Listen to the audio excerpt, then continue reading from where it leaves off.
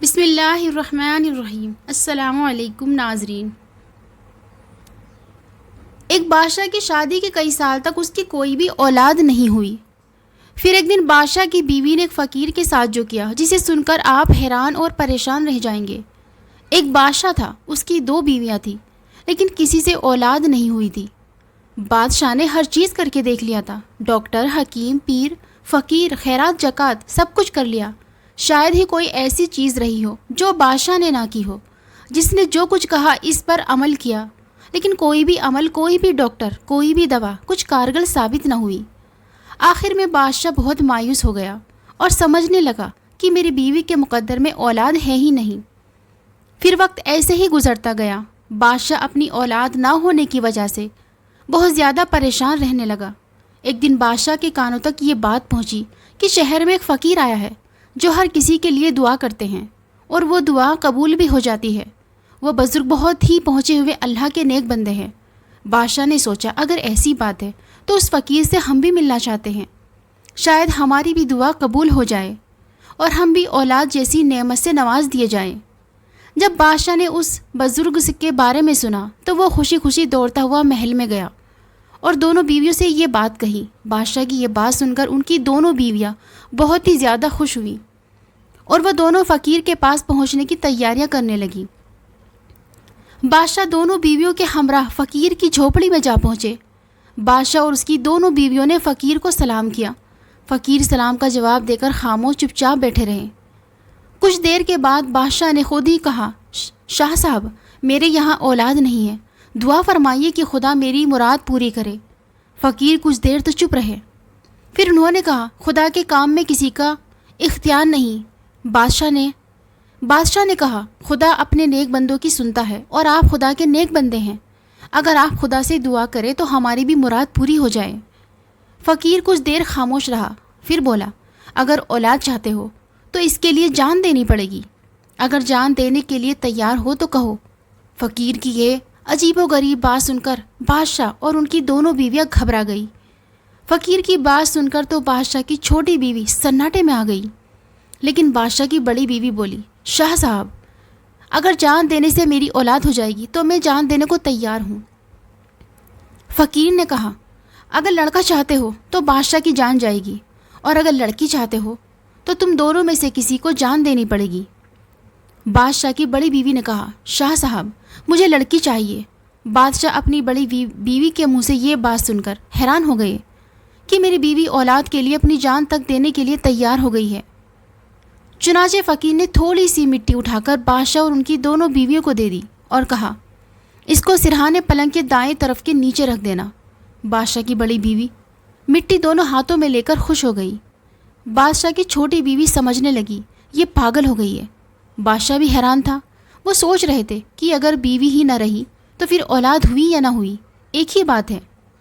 بادشاہ کی بڑی بیوی نے محل واپس جانے کے لیے فقیر سے اجازت چاہی۔ پھر فقیر نے کہا، جو میں نے بولا وہ کرنا۔ پھر بادشاہ اور ان کی دونوں بیویاں محل پہنچ گئی۔ بادشاہ کی بڑی بیوی کو یقین ہو گیا تھا کہ وہ سال بھر میں ایک لڑکی کی ماں بن جائے گی۔ فقیر کی دی ہوئی مٹی کو بادشاہ کی بڑی بیوی نے پلنگ کے نیچے رکھ دیا اور خدا سے دعا مانگنے لگی، کیونکہ بادشاہ کی چھوٹی بیوی سے زیادہ بڑی بیوی نیک اور پرہیزگار تھی۔ وہ روز اللہ پاک سے دعا مانگتی کہ یا اللہ، مجھے ایک بیٹی جیسی نعمت سے نواز دے۔ پھر اسی طرح سے کافی عرصے تک وقت گزر گیا، مگر دوستو، اللہ کا کرنا ایسا ہوا کہ اسی سال بادشاہ کے یہاں چاند سی خوبصورت لڑکی پیدا ہوئی۔ بادشاہ اپنی خوبصورت سی بیٹی کو دیکھ کر بہت زیادہ خوش ہوا اور بادشاہ نے پورے محلے والے کو قیمتی قیمتی کھانے کھلائے، اور بادشاہ نے بہت صدقہ اور خیرات کیا۔ حالانکہ بادشاہ پہلے بھی بہت صدقہ خیرات کیا کرتے تھے، لیکن اس بار پہلے سے زیادہ صدقہ خیرات کیا اور پورے محلے کے غریبوں میں قیمتی قیمتی کھانا تقسیم کیا۔ محل میں ہر طرف خوشی کا ماحول تھا، مگر اسی خوشی کے ماحول میں بادشاہ اور ان کی بیویاں سب کچھ بھول گئے کہ فقیر نے جو کہا تھا کہ بیٹی پیدا ہونے پر بادشاہ کی بڑی بیوی کی جان چلی جائے گی، مگر اس بات کو کچھ دیر کے لیے سب بھول گئے۔ بادشاہ بھی بھول گئے کہ اس کی بڑی بیوی کو اس چاند سی لڑکی کے بدلے میں اپنی جان دینی پڑے گی۔ اسی طرح سے 4 سے 5 مہینے گزر گئے۔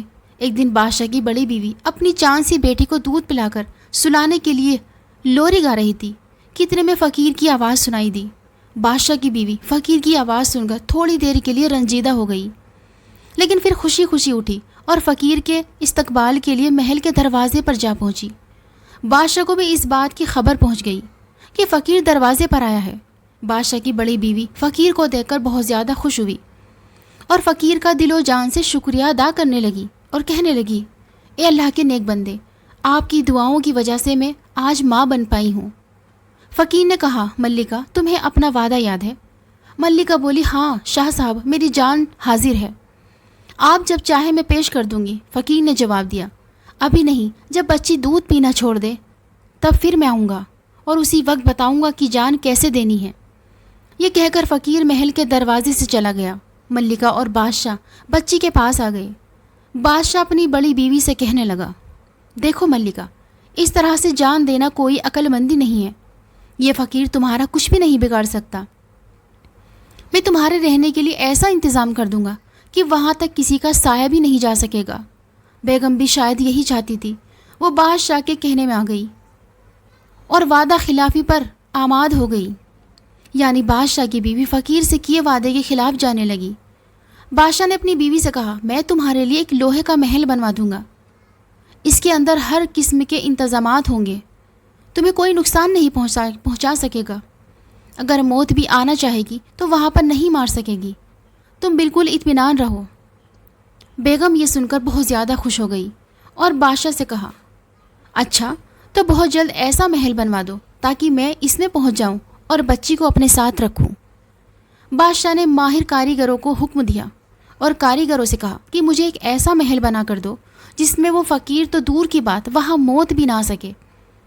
پھر ماہر کاریگروں نے کچھ ہی ہفتوں میں محل تیار کر دیا۔ بادشاہ کی بیوی اپنی بیٹی کو لے کر محل میں پہنچ گئی۔ محل میں ہر طرف کے آرام کا انتظامات کر دیا گیا۔ پھر دھیرے دھیرے یہ بات سبھی لوگوں کو معلوم چل گئی۔ کسی شخص نے ایک دن یہ بات فقیر کو بھی بتا دی۔ جب فقیر کو یہ سب باتیں معلوم ہو گئی تو وہ صرف مسکرا دیا اور کچھ نہ بولا۔ اب بچی نے دودھ پینا چھوڑ دیا تھا۔ بیگم کو اندیشہ تھا کہ اب اسے ضرور جان دینی ہوگی۔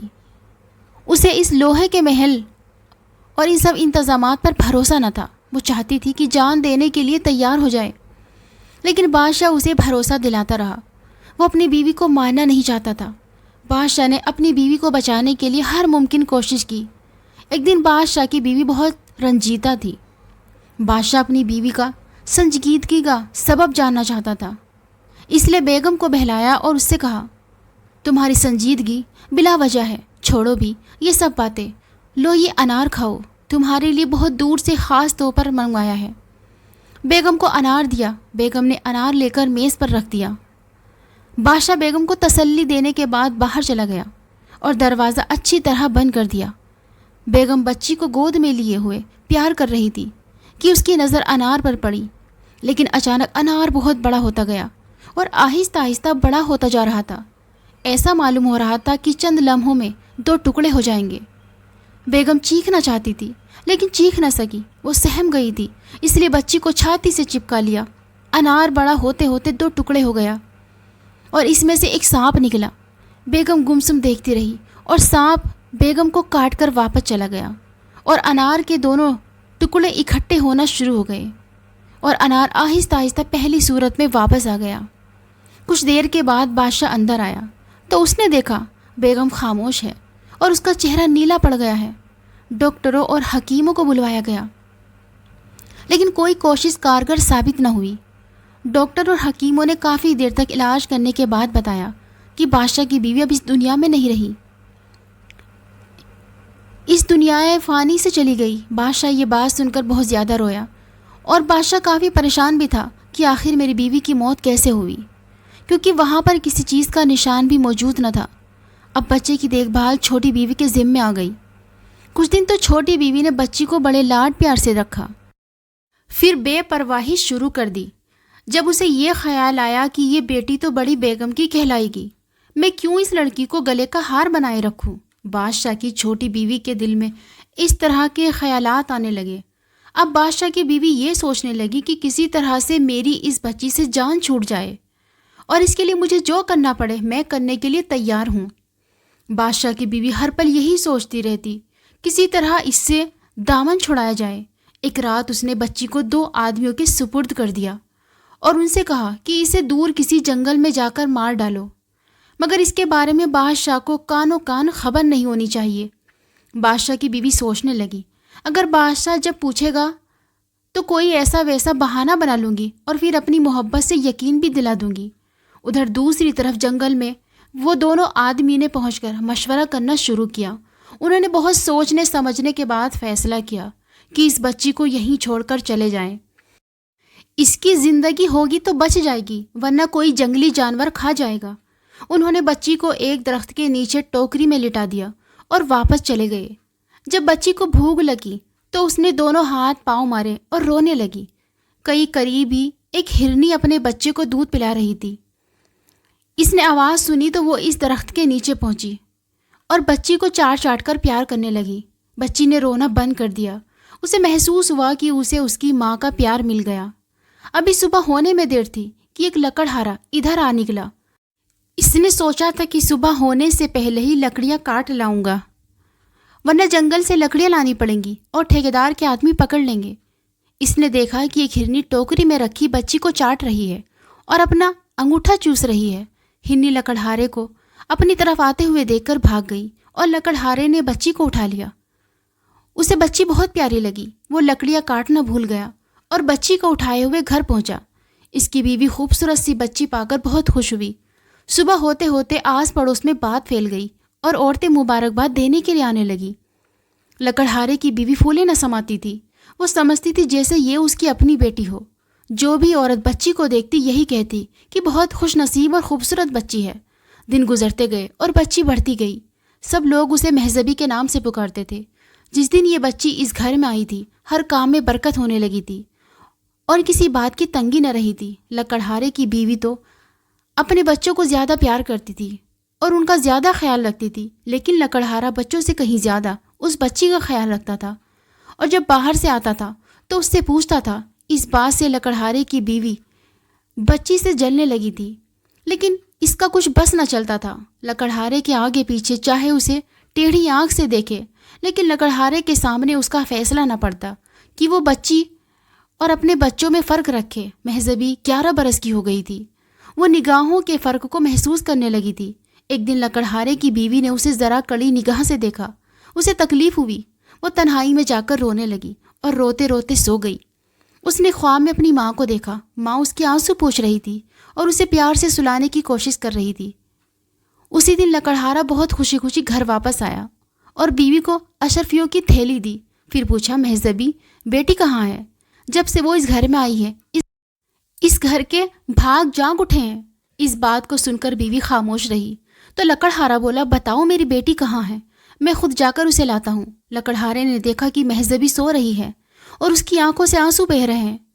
وہ تل ملا اٹھا۔ اس نے مہذبی کو جگایا اور کہا، کیا ہوا بیٹی؟ یہ کیا کہ سوتے ہوئے رو رہی ہو؟ کوئی تکلیف تو نہیں ہے؟ مہذبی نے جواب دیا، نہیں ابا، کوئی بھی تکلیف نہیں، مجھے تو کچھ بھی معلوم نہیں، کیا میں سوتے سوتے رو رہی تھی۔ لکڑہارے نے بہت پیار سے اسے اپنے پاس بٹھا لیا اور کہا، کتنی بھولی اور کتنی معصوم ہے میری بیٹی۔ پھر سب نے مل کر کھانا کھایا اور خوش ہو گئی۔ اسی طرح سے وقت گزرتا گیا۔ سارا گھر ایک باغ بن گیا اور مہذبی اس باغ کی شہزادی معلوم ہونے لگی۔ اسی طرح 7 برس اور بیت گئے اور مہذبی 18 برس کی خوبصورت لڑکی ہو گئی۔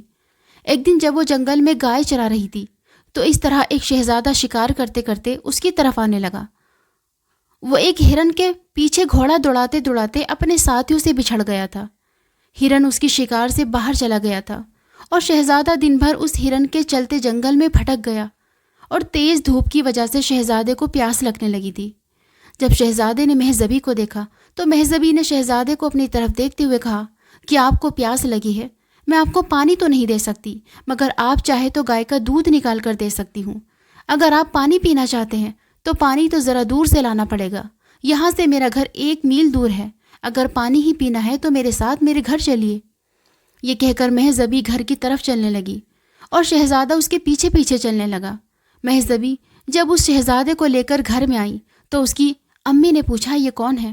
مہذبی کہنے لگی، اماں یہ مسافر ہے، جنگل میں راستہ بھول گیا تھا اور بہت پیاسا تھا، میں اسے اپنے ساتھ لے آئی ہوں کہ اسے پانی پلا دیا جائے۔ لکڑہارے کی بیوی نے مسافر کو دیکھا تو اس کی آنکھیں کھلی کی کھلی رہ گئی۔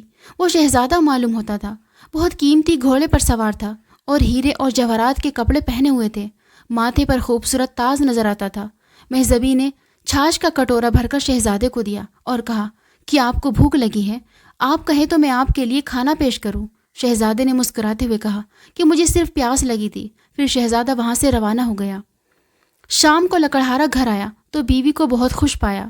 اس نے دریافت کیا کہ آج کیا مل گیا ہے جو زمین پر پاؤں نہیں پڑ رہے۔ پہلے تو اس نے ٹال مٹول سے کام لیا، پھر ساری داستان دہرا دی اور کہا کاش اس لڑکے سے میری مہذبی بیٹی کی شادی ہو جائے۔ شہزادہ دیکھنے میں بڑا خوبصورت اور فرمانبردار لگتا تھا۔ لکڑہارا اپنی بیوی سے بولا، اللہ نے چاہا تو ہمیں مہذبی کے لیے اچھا لڑکا مل جائے گا۔ ادھر جب شہزادہ محل پہنچا تو شہزادہ کے ذہن میں اس لڑکی کا خیال آنے لگا، کیونکہ مہذبی بہت خوبصورت لڑکی تھی۔ شہزادہ چاہتا تھا کہ اس کی شادی مہذبی سے ہو جائے، لیکن شہزادے کو اس بات کا ڈر تھا کہ بادشاہ سلامت اس کی شادی ایک لکڑہارے کی بیٹی سے کبھی نہیں کرے گا۔ شہزادے کو یہی دھن لگی ہوئی تھی کہ کسی طرح بادشاہ کو رضامند کیا جائے۔ اس نے اپنے دوستوں سے مشورہ کیا لیکن کوئی صورت نہ نکلی۔ شہزادہ بہت پریشان تھا کہ اب کیا کرے۔ اس کے دوستوں میں اسے سب سے زیادہ عزیز وزیر اعظم کا لڑکا تھا۔ وزیر اعظم کے لڑکے کو بھی شہزادہ بہت ہی عزیز تھا۔ اس سے شہزادے کی پریشانی نہ دیکھی جاتی تھی۔ محل میں بھی یہ کھلبلی مچی ہوئی تھی۔ شہزادہ کھانا پینا بہت کم کھانے لگا تھا اور ہر وقت فکر میں ڈوبا رہتا تھا۔ بادشاہ کو بھی اس بات کی بہت فکر ہوئی۔ اس نے کسی طرح شہزادے سے پوچھنا چاہا لیکن شہزادے کی زبان پر کوئی بات نہ آئی۔ وہ شرم اور ڈر کی وجہ سے بات کو ٹالتا ہی رہا۔ بادشاہ نے اس کے دوستوں سے بھی پتہ لگایا لیکن ان سے بھی اسے کچھ معلوم نہ ہوا۔ وزیر سے مشورے ہوئے لیکن کوئی نتیجہ نہیں نکلا۔ شاہی طبیب کو دکھایا، وہ بھی کچھ نہ بتا سکے۔ ایک دن وزیر کے لڑکے نے اپنے ابا جان سے سب کچھ کہہ دیا اور کہا کہ شہزادے کا اس کے سوا کوئی اور علاج نہیں ہے۔ وزیر بھی سوچ میں پڑ گیا کہ یہ بات کس طرح کسی نتیجے پر پہنچے۔ اسے بھی کوئی اور راستہ دکھائی نہ دیتا تھا۔ اس نے اپنے لڑکے سے کہا مجھے اس لکڑہارے کے گاؤں میں لے چلو، میں اس کو دیکھنا چاہوں گا۔ مجھے خیال ہوتا ہے کہ وہ لکڑہارے کی لڑکی نہیں ہے، ورنہ شہزادہ اتنا زیادہ اثر نہ لیتا۔ یقیناً کوئی نہ کوئی بات ضرور ہوگی۔ آخر انہوں نے طے کیا کہ وہ بھیش بدل کر وہاں جائیں اور سب باتیں معلوم کرے کہ وہ لڑکی لکڑہارے کی ہے یا کسی اور کی ہے۔ وزیر کو یقین تھا کہ وہ لڑکی کو دیکھ کر اس نتیجے پر ضرور پہنچ جائے گا کہ وہ لڑکی لکڑہارے کی ہے یا نہیں۔ اگر اس کی لڑکی ہوئی تو اس میں لکڑہارے کا یا اس کی بیوی کا کچھ نہ کچھ باتیں ضرور پائی جائیں گی۔ دوسرے دن باپ بیٹا دونوں دیہاتیوں کے بھیش میں لکڑہارے کے گاؤں میں پہنچے تو اس وقت شام رات میں تبدیل ہونے لگی تھی۔ وزیر نے ایک دیہاتی سے دریافت کیا کہ اس گاؤں میں چوپال تو ضرور ہوگی۔ اس دیہاتی نے بتایا کہ یہاں چوپال نہیں ہے، بہت چھوٹا سا گاؤں ہے اور آبادی سے بالکل ایک طرف یہاں ایک لکڑہارا رہتا ہے۔ پہلے وہ جنگل سے لکڑیاں کاٹ کر لاتا تھا، اپنا اور اپنے بچوں کا پیٹ پالا کیا کرتا تھا، لیکن اب اچھا کاروبار کرتا ہے، چھوٹے جنگلوں کا ٹھیکہ لے لیتا ہے۔ جو مسافر آتا ہے اس کے یہاں ٹھہرتا ہے، اس کے گھر چوپال کا کام بھی دیتا ہے۔ باپ نے دیہاتی سے اور معلوم کرنا چاہا کہ کتنے عرصے میں وہ جنگل سے لکڑیاں کاٹ کر لانے والے لکڑہارے سے کاروباری ہو گیا ہے۔ دیہاتی بولا 12 سے 13 سال پہلے اس کے یہاں ایک وقت کی روٹی ہوتی تھی اور ایک وقت نہیں، اسے ایک صبح جنگل سے ایک چھوٹی سی بچی ملی۔ اس دن سے وہ دن رات پھلتا پھولتا جا رہا ہے، جیسے اس کے گھر میں سونا برسنے لگا ہو۔ دیہاتی نے اتنی بات سن کر وزیر اور اس کا لڑکا لکڑہارے کے مکان کی طرف چل پڑے۔ اس کا یہ خیال تو درست نکلا کہ وہ لڑکی لکڑہارے کی نہیں ہے۔ اب یہ بات باقی رہ گئی تھی کہ لڑکی کو دیکھ کر اندازہ کر لے کہ وہ لڑکی کس کی ہو سکتی ہے۔ دونوں لکڑہارے کے مکان پر پہنچے اور وزیر نے دروازے پر دستک دی۔ لڑکی باہر آئی اور پوچھا کون ہے؟ وزیر اعظم نے بتایا کہ ہم دیہاتی ہیں، اس گاؤں میں رات پڑ گئی تھی، چاہتے ہیں کہ رات یہاں ٹہر جائیں، پھر صبح یہاں سے اپنی منزل کی طرف چلے جائیں گے۔ یہ کہہ کر وزیر نے لڑکی کو سر سے پاؤں تک دیکھا اور اسے یقین ہو گیا یہ لڑکی کسی معمولی خاندان کی لڑکی نہیں ہے، ہو نہ ہو کوئی شہزادی ہوگی۔ وزیر اسی خیال میں ڈوبا رہا اور لڑکی نے واپس جا کر لکڑہارے کو بتایا کہ 2 مسافر آئے ہیں، رات بھر یہیں رہیں گے اور صبح اپنی منزل کی طرف چل پڑیں گے۔ لکڑہارا دروازے پر پہنچا اور ان دونوں دیہاتیوں کو اس کے کمرے میں لے گیا جہاں مسافر رات بھر رہ کر صبح چلے جاتے تھے۔ انہیں وہاں بٹھا کر خود اندر پہنچا اور 2 آدمیوں کا بھرپور کھانا لے کر واپس آیا۔ کھانے کے بعد بہت سی باتیں ہوتی رہی جن سے وزیر اعظم کو اور بھی کئی باتیں معلوم ہوئی، لیکن وہ یہ نہ سمجھ سکا کہ یہ لڑکی جنگل میں آئی کیسے اور اسے کون چھوڑ گیا اور کیوں۔ صبح ہوتے ہی وہ دونوں جانے لگے، لیکن لکڑہارے نے انہیں روکا اور ناشتے کے بعد رخصت ہونے دیا۔ وزیر اعظم سوچ میں ڈوبا رہا، لیکن وہ ان باتوں سے زیادہ معلوم نہ کر سکا جب تک سب باتیں پوری طرح معلوم نہ ہو جائیں۔ اس وقت تک وہ بادشاہ سے اس سلسلے میں کوئی بات نہیں کرنا چاہتا تھا، کیونکہ بادشاہ ہرگز نہ مانے گا، ورنہ وہ رعایا اور دوسرے بادشاہوں میں نیچا ہو جائے گا۔ اسی سوچ میں سب تھے، شہزادہ اور وزیر بھی اسی سوچ میں تھے، اور ملکہ بھی اور شہزادے کے سارے دوست بھی۔ ایک دن یہ خبر مشہور ہو گئی کہ ریاست میں ایک بہت پہنچا ہوا فقیر آیا ہے۔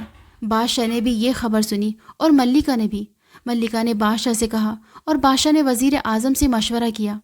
آخر یہ بات طے ہوئی کہ وزیر اعظم فقیر کے پاس جائے اور شہزادے کا کوئی علاج پوچھے تاکہ دربار اور محل کی پریشانی ختم ہو۔ وزیر اعظم اسی دن فقیر کے پاس جا پہنچا اور جا کر چپ چاپ ہو کر بیٹھ گیا۔ جب بہت دیر ہو گئی اور تھوڑے سے لوگ باقی رہ گئے تو فقیر سے وزیر نے کہا، شاہ صاحب مجھے کچھ عرض کرنا ہے۔ فقیر بولا، کہو جو کہنا ہے۔ وزیر نے نہایت عقیدت سے کہا، یہ لوگ بھی چلے جائیں تو کچھ عرض کروں۔ فقیر نے جواب دیا، اچھا تو اس وقت تک بیٹھے رہو جب تک سب لوگ چلے نہ جائیں۔ جب سب لوگ چلے جائیں، صرف 1-2 آدمی رہ جائیں تو وزیر نے کہا، شاہ صاحب شہزادے کا کوئی علاج کیجیے، اس کی وجہ سے محل میں بھی پریشانی ہے۔ یہ بات سن کر فقیر چپ رہا، جیسے وہ شہزادے کی پریشانی کا سبب روحانی طاقت سے معلوم کر رہا ہو۔ تقریباً آدھے گھنٹے کے بعد وہ بولا، شہزادہ اچھا ہو جائے گا، لیکن اسے اس لکڑہارے کی لڑکی سے شادی کرنی ہوگی جو یہاں سے کافی دور بادشاہ کی ریاست سے باہر ایک جنگل میں رہتا ہے۔ اگر اس نے شادی نہ کی تو اس کی جان کو خطرہ ہے۔ وزیر نے کہا، شاہ صاحب یہ کیسے ہوگا کہ ایک شہزادہ لکڑہارے کی لڑکی سے شادی کرے؟ فقیر نے کچھ سختی سے کہا، ہم اور کوئی بات نہیں بتائیں گے، سب باتیں وقت پر معلوم ہو جائیں گی۔ وزیر چپ ہو گیا اور تھوڑی دیر کے بعد آداب کر کے چلا گیا۔ وزیر دربار میں پہنچا اور بادشاہ سے تمام باتیں کہہ دی۔ یہ باتیں محل میں پہنچی، ہر طرف یہ ذکر کیا جانے لگا کہ شہزادے کو ہر خطرے سے بچایا جائے۔ ملکہ نے زور دیا، وزیر اعظم نے زور دیا اور مسافروں نے شاہ صاحب کی باتوں پر ہر بار عمل کرنے کے مشورے دیے۔ جب کوئی چارہ نہ رہا تو بادشاہ ہر طرف سے مجبور ہو گیا اور اس نے وزیر اعظم کے ذریعے لکڑہارے کو پیغام بھیجا۔ لکڑہارا بہت خوش ہوا، لیکن اس نے کہا، میں بادشاہ کے شاعرانہ شان نہیں ہوں۔ وزیر نے کہا کہ تم اس بات کو بادشاہ پر چھوڑ دو، اس بات کو وہ خود سوچیں گے۔ لہٰذا شادی کی تاریخ مقرر ہو گئی اور تیاریاں شروع ہو گئی۔ بادشاہ کی طرف سے بہت سی چیزیں لکڑہارے کو بھجوا دی گئی تاکہ اسے کسی بات کی کمی محسوس نہ ہو، اور سب کام جیسے ہونے چاہیے تھے ہو گئے۔ جنگل کٹوا دیا گیا اور دور دور تک خوبصورت قالین پھیلا دیے گئے۔ بہت سی خوبصورت کوٹھیاں اور بہت سے چھوٹے بڑے محل بنوا دیے گئے۔ چند دنوں میں وہ علاقہ بھی ایک راجدھانی کی طرح شاندار ہو گیا۔ مقرر کیا ہوا دن بھی آ گیا۔ مہذبی اور شہزادے کی دھوم دھام سے شادی بھی ہو گئی۔ مہذبی جو پہلے لکڑہارے کی لڑکی تھی اور جھوپڑی میں رہتی تھی، اب وہ بادشاہ کے محل میں پہنچ گئی۔ لکڑہارے کی ایک چھوٹی سی ریاست ہو گئی۔ بادشاہ نے وہ علاقہ اپنے افسر سے اسے دلوا دیا۔ مہذبی اور شہزادہ بہت خوش ہو گئے۔ پھر اسی طرح وقت گزرتا گیا۔ سال بھر کے بعد شہزادے کے ایک چاند سا لڑکا پیدا ہوا۔ خوب خوشیاں منائی گئی، ہر جگہ جشن ہوئے۔ بادشاہ کی ریاست میں بھی اور لکڑہارے کی ریاست میں جشن منائے جا رہے تھے۔ اس وقت فقیر محل کے دروازے پر گیا۔ محل کے اندر اطلاع بھیجی کہ فقیر دروازے پر کھڑا ہے۔ ملکہ نے بہت کچھ لونڈی کے ہاتھ خیرات کے طور پر بھجوا دیا۔ فقیر نے لونڈی کو واپس بھیج دیا اور بولا، ملکہ اور بادشاہ سے جا کر کہو کہ میں اس خیرات کا بھوکا نہیں ہوں۔ لونڈی نے جا کر ملکہ سے یہ بات کہہ دی۔ ملکہ بادشاہ کے پاس پہنچی اور بادشاہ سے کہا، ایک ایسا فقیر محل کے دروازے پر آیا ہے، میرا خیال ہے کہ یہ وہی ہوگا جس نے شہزادے کی شادی لکڑہارے کی لڑکی سے کرنے کے لیے کہا تھا۔ بادشاہ کو بھی خیال آیا، دربار سے وزیر کو بلوایا اور سب کے سب محل کے دروازے پر پہنچے۔ وزیر نے فقیر کو پہچان لیا اور عقیقت سے استقبال کیا۔ فقیر کو بادشاہ اور ملکہ اپنے ساتھ اندر لے گئے اور ایک بڑے کمرے میں اونچے سے تخت پر بٹھا دیا۔ فقیر نے کہا بچے کو میرے پاس لاؤ۔ ملکہ خود گئی اور بچہ لا کر فقیر کی گود میں ڈال دیا۔ فقیر نے دعا کی اور بادشاہ سے مخاطب ہو کر بولا، یہ لڑکی لکڑہارے کی بیٹی نہیں ہے، یہ ایک بادشاہ کی شہزادی ہے۔ اس کی دو بیویاں تھیں، اس کی کوئی اولاد نہ تھی۔ میں اس شہر میں گیا، میں نے دعا کی اور یہ شرط لگائی کہ لڑکی چاہو گے تو ملکہ کی جان دینی ہوگی، اگر لڑکا چاہو گے تو بادشاہ کی جان دینی پڑے گی۔ بڑی ملکہ نے لڑکی چاہی، لیکن بعد میں وہ بادشاہ کے کہنے میں آ کر اپنے وعدے کو بھول گئی اور بادشاہ اس کے لیے کنار لایا۔ یہ سب بات کسی کو پتہ نہیں، صرف ملکہ جانتی تھی۔ پھر میرے خدا کے کرم سے اس انار سے ایک سانپ نکلا، پھر اس سانپ نے ملکہ کو ڈس لیا، ملکہ مر گئی۔ یہ لڑکی چھوٹی ملکہ کی پرورش میں آ گئی، لیکن اس نے اسے ایک مصیبت سمجھا اور کچھ آدمیوں کو جنگل میں مار کر پھینکنے کے لیے تیار کیا۔ وہ آدمی خدا کے خوف سے ڈرے اور اس لڑکی کو جنگل میں زندہ چھوڑ گئے۔ وہاں سے یہ لکڑہارا اس لڑکی کو اٹھا لایا۔ یہ خدا کا حکم تھا۔ بادشاہ تمہیں یہ بچہ مبارک ہو، اور یہ ہونہار شہزادی جو تمہاری بہو بنی ہے، تمہیں اس کے لیے مبارک ہو۔ فقیر نے بچے کی پیشانی کو بوسہ دیا اور محل سے چلا گیا۔ پیارے دوستو، اس کہانی سے ہمیں یہ سیکھ ملتی ہے کہ اللہ پاک جو بھی کرتا ہے اپنے بندے کی بھلائی کے لیے ہی کرتا ہے، اس لیے کسی بھی چیز پر اللہ کی ناشکری نہیں کرنی چاہیے، بلکہ اللہ پر بھروسہ اور صبر سے کام لینا چاہیے۔ آخر میں اللہ پاک سے یہی دعا ہے، اللہ پاک ہمیں ایسے وقتیات سے سبب حاصل کرنے کی توفیق عطا فرمائیے۔ دوستو، اس کہانی کو لے کر آپ کی کیا رائے ہے کمنٹ باکس میں ضرور بتائیں۔ اگر آپ کو ہماری آج کی کہانی پسند آئی ہے تو اسے لائک کریں، اپنے دوستوں کے ساتھ شیئر کریں، اور چینل پر نئے ہیں تو پلیز چینل کو ضرور سبسکرائب کریں۔